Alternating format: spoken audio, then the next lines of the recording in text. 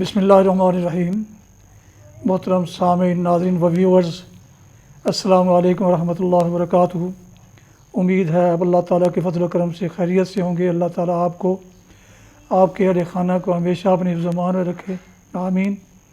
راہ ہدایت و نجات کے سلسلے کا ولاگ القرآن و حدیث اپنے یوٹیوب چینل بشیر رشیدی سے آپ کی خدمت میں پیش کر رہا ہوں۔ یہ روزانہ کی بنیاد پر ولاگ ہے جو باعث سے خیر، باعث برکت اور باعث ثواب ہے، لہٰذا اگر آپ نے اس چینل کو سبسکرائب نہیں کیا تو پلیز سبسکرائب کریں اور بیل آئیکن کو پریس کرنا نہ بھولیں تاکہ آنے والے یہ روحانی اور قرآنی ولاگ جو سراسر باعث خیر، باعث برکت اور باعث ثواب ہیں آپ تک اور دوستوں تک باقاعدہ اور بروقت پہنچتے رہیں۔ شروع کرتے ہیں القرآن و حدیث۔ اعوذ باللہ من الشیطان الرجیم، بسم اللہ الرحمن الرحیم۔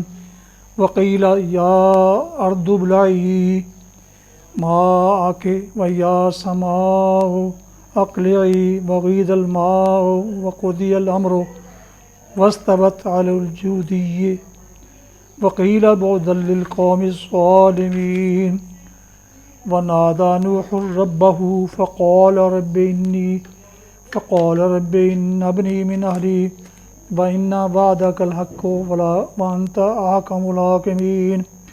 قال يا نوح إنه ليس من أهلك إنه عمل غير صالح فلا تسألني ما ليس لك به علم إني أعظك أن تكون من الجاهلين۔ صدق اللہ العظیم۔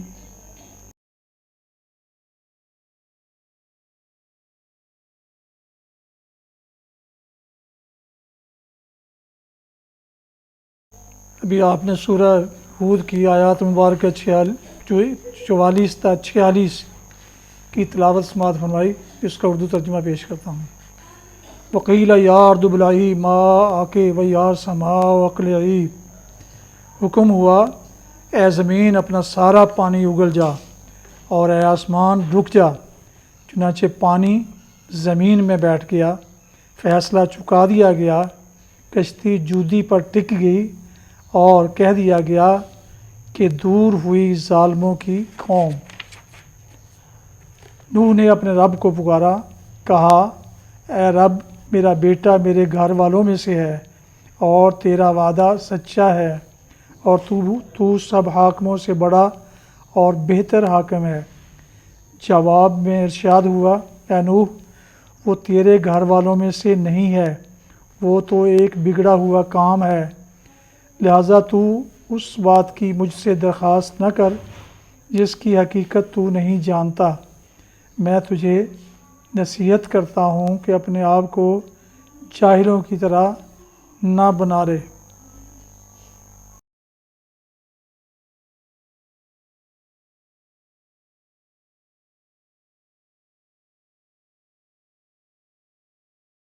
تلاوت اور ترجمہ کی گئی آیات مبارکہ کی تفسیر بیان کی جاتی ہے۔ فیصلہ چکا دیا گیا، کشتی جودی پر ٹک گئی۔ جودی پہاڑ کوروستان کے علاقہ میں جزیرہ ابن عمر کے شمال مشرقی جانب واقع ہے۔ بائبل میں اس کشتی کے ٹھہرنے کی جگہ حرارات بتائی گئی ہے، جو ارمینیا کے ایک پہاڑ کا نام بھی ہے اور ایک سلسلہ کوہستان کا نام بھی۔ سلسلہ کوہستان کے معنی میں جس کو حرارات کہتے ہیں وہ آرمینیا کے سطح مرتفع سے شروع ہو کر جنوب میں کوہستان تک چلتا ہے، اور جبل الجودی اسی سلسلے کا ایک پہاڑ ہے جو آج بھی جودی ہی کے نام سے مشہور ہے۔ قدیم تاریخوں میں کشتی کے ٹھہرنے کی یہی جگہ بتائی گئی ہے۔ چنانچہ مسیح سے 250 برس پہلے بابل کے ایک مذہبی پیشوا ہیرسبیرسس نے اپنی پرانی قلمدانی روایات کی بنا پر اپنے ملک کی جو تاریخ لکھی ہے، اس میں وہ کشتی نوح کے ٹھہرنے کا مقام جودی ہی بتاتا ہے۔ ارسطو کا شاگرد ابینس بھی اپنی تاریخ میں اس کی تصدیق کرتا ہے۔ نیز وہ اپنے زمانہ کا حال بیان کرتا ہے کہ عراق میں بہت سے لوگوں کے پاس اس کشتی کے ٹکڑے محفوظ ہیں جنہیں وہ گھول گھول کر بیماروں کو پلاتے ہیں۔ یہ طوفان جس کا یہاں ذکر کیا گیا ہے عالمگیر طوفان تھا۔ اس خاص علاقے میں آیا تھا جہاں حضرت نوح کی قوم آباد تھی۔ یہ ایک ایسا سوال ہے جس کا فیصلہ آج تک نہیں ہوا۔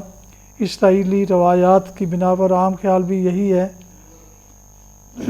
کہ یہ طوفان تمام روئے زمین پر آیا تھا، مگر قرآن میں یہ بات کہیں نہیں کہی گئی ہے۔ قرآن کی ارشادات سے یہ ضرور معلوم ہوتا ہے کہ بعد کی انسانی نسلیں انہی لوگوں کی اولاد سے ہیں جو طوفان نوح سے بچا لیے گئے تھے، لیکن اس سے یہ لازم نہیں آتا کہ طوفان تمام روئے زمین پر آیا ہو، کیونکہ یہ بات اسی طرح بھی ہو سکتی ہے کہ اس وقت تک بنی آدم کی آبادی اسی خطہ تک محدود رہی جو وہی ہو جو طوفان آیا تھا، اور طوفان کے بعد جو نسلیں پیدا ہوئی تھیں وہ بتدریج دنیا میں پھیل گئی ہوں۔ اس نظریہ کی تائید دو چیزوں سے ہوتی ہے۔ ایک یہ کہ دجلہ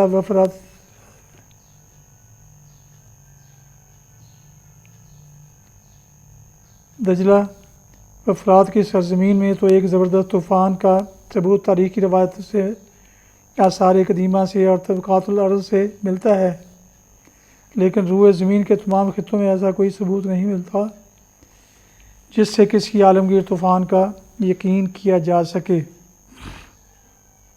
دوسرے یہ کہ روئے زمین کی اکثر و بیشتر قوموں میں ایک طوفان عظیم کی روایات قدیم زمانے سے مشہور ہیں، حتیٰ کہ آسٹریلیا اور امریکہ اور نیو گنی جیسے دور دراز علاقوں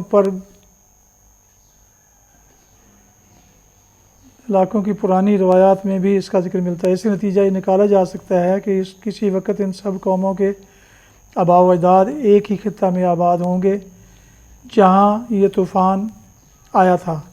پھر جب ان کی نسلیں زمین کے مختلف حصوں میں پھیلیں، یہ روایات ان کے ساتھ گئیں۔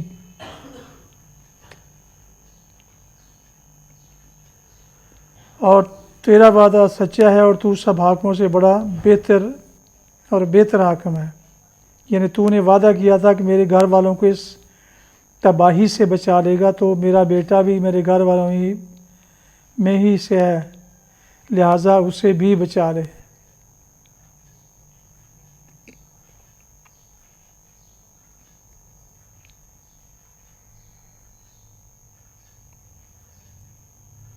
تو سب حاکموں سے بڑا اور بہتر حاکم ہے، یعنی یہ تیرا فیصلہ آخری فیصلہ ہے جس کا کوئی اپیل نہیں ہے، اور تو جو فیصلہ بھی کرتا ہے خالص علم اور کامل انصاف کے ساتھ کرتا ہے۔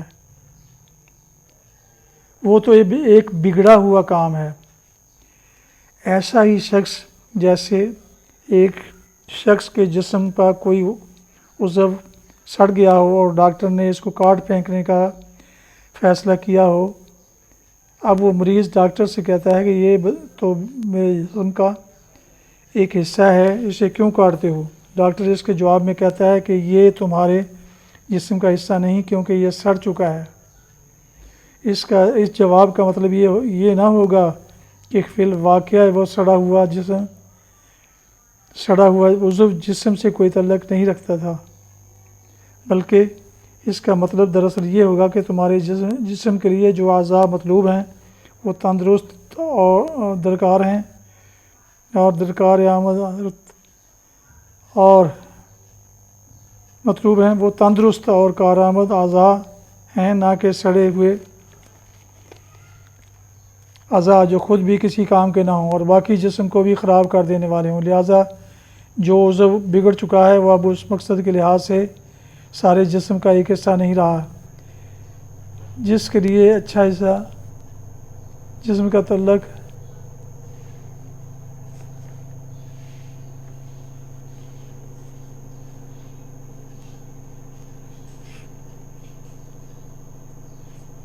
بالکل اسی طرح ایک صالح باپ سے یہ کہنا کہ یہ بیٹا تمہارے گھر والوں میں سے نہیں ہے کیونکہ اخلاق و عمل کے لحاظ سے بگڑ چکا ہے، یہ معنی نہیں رکھتا کہ اس کے بیٹا ہونے کی نفی کی جا رہی ہے، بلکہ اس کا مطلب صرف یہ ہے کہ یہ بگڑا ہوا انسان تمہارے صالح خاندان کا فرد نہیں ہے۔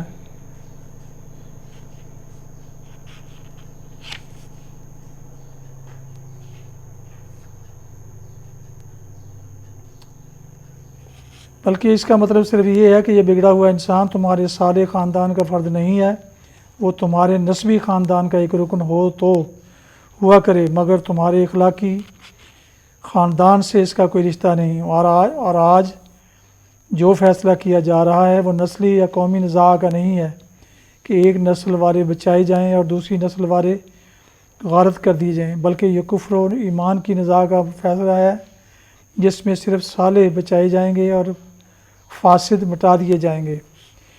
بیٹے کو بگڑا ہوا کام کہہ کر ایک اور اہم حقیقت کی طرف توجہ دلائی گئی ہے۔ ظاہر بین آدمی اولاد کو صرف اس لیے پرورش کرتا ہے اور اسے محبوب رکھتا ہے کہ وہ اس کی صلب سے یا اس کے پیٹ سے پیدا ہوئی، قطع نظر اس سے کہ وہ صالح ہوئی یا غیر صالح، لیکن مومن کی نگاہ تو حقیقت پر ہونی چاہیے۔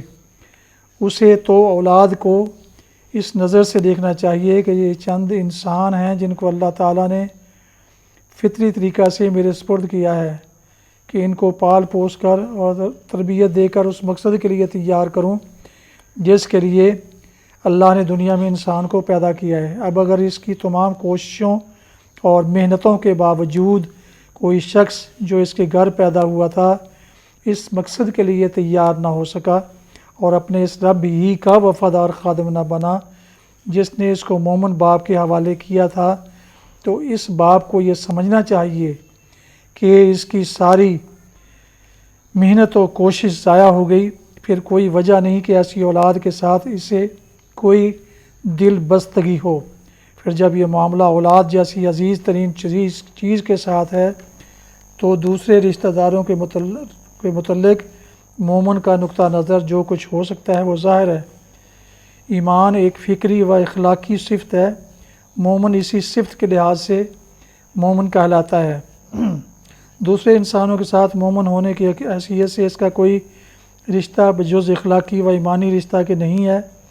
گوشت پوشت کے رشتہ دار اگر اس صفت میں اس کے ساتھ شریک ہیں تو یقیناً وہ اس کے رشتہ دار ہیں، لیکن اگر وہ اس صفت سے خالی ہیں تو مومن محض گوشت پوشت کی حد تک ان سے تعلق رکھے گا۔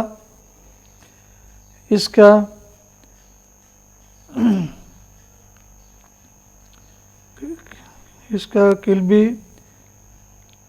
قلبی و روحی تعلق ان سے نہیں ہو سکتا، اور اگر ایمان و کفر کی نزاع میں وہ مومن کے مد مقابل آئیں تو اس کے لیے دعا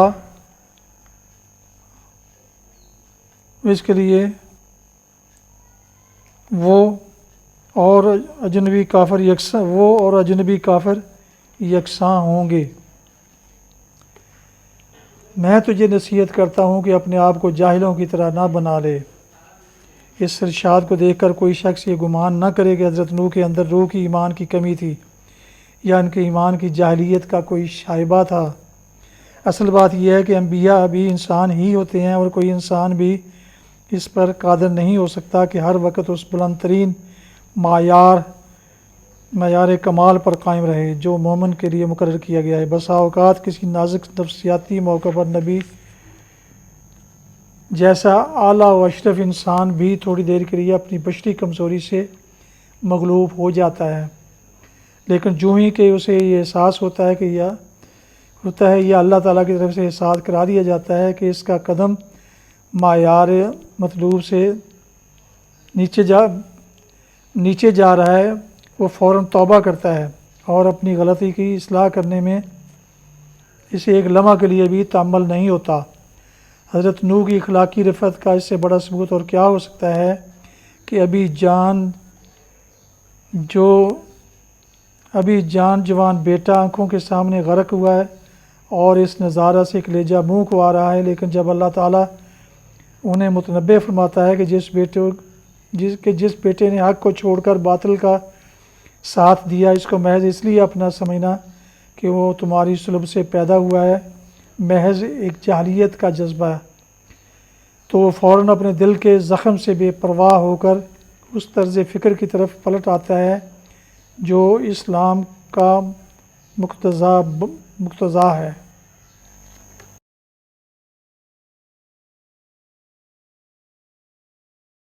حدیث مبارکہ حضرت ابن عمر رضی اللہ عنہ سے روایت ہے، نبی کریم صلی اللہ علیہ وسلم نے دھوکہ دینے کی نیت سے قیمت بڑھانے سے منع فرمایا ہے۔ صحیح بخاری کتاب البیوع حدیث نمبر 2142۔ فوائد: اس حدیث میں بھی نرخ پر نرخ بڑھانے سے منع فرمایا گیا ہے، جبکہ مقصد خریدنا نہ ہو بلکہ صرف دوسرے کو دھوکے میں مبتلا کرنا ہو۔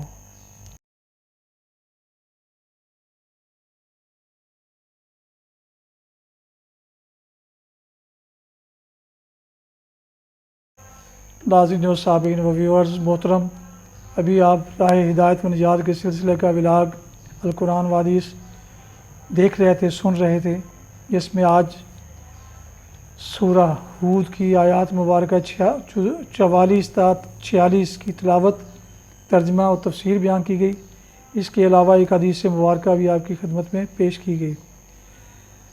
یہ ولاگ روزانہ کی بنیاد پر میں اپنے یوٹیوب چینل بشیر رشیدی پر اپلوڈ کرتا ہوں۔ اگر آپ نے ابھی تک اسے سبسکرائب نہیں کیا تو پلیز سبسکرائب کر کے، لائک کر کے دوستوں سے شیئر کریں، اور بیل آئیکن کو آخر میں پریس کرنا نہ بھولیں، تاکہ آنے والے ایسے روحانی اور قرآنی ولاگز جو سراسر باعث خیر، باعث برکت اور باعث ثواب ہیں، وہ آپ تک، دوستوں تک اور دوسرے مومن لوگوں تک پہنچتے رہیں، تاکہ وہ ہدایت پائیں۔ اللہ تعالیٰ آپ کا حامی و ناصر، و اللہ تعالیٰ آپ کو، آپ کے اہل خانہ کو ہمیشہ اپنے زمان میں رکھے، آمین۔ اپنا بہت خیال رکھیے گا، اپنی دعاؤں میں پیارے وطن، والدین، آباء و اجداد، دوستوں کے علاوہ اس ناچیز کو بھی ان میں شامل فرمائیں تو انتہائی شکر گزار ہوں گا۔ آج کا ولاگ اس دعا پر ختم کرتے ہیں کہ آپ اور آپ کے اہل خانہ جہاں بھی رہیں خوش رہیں، آباد رہیں، آمین۔ السلام علیکم ورحمۃ اللہ وبرکاتہ۔ پاکستان زندہ باد۔ اللہ حافظ۔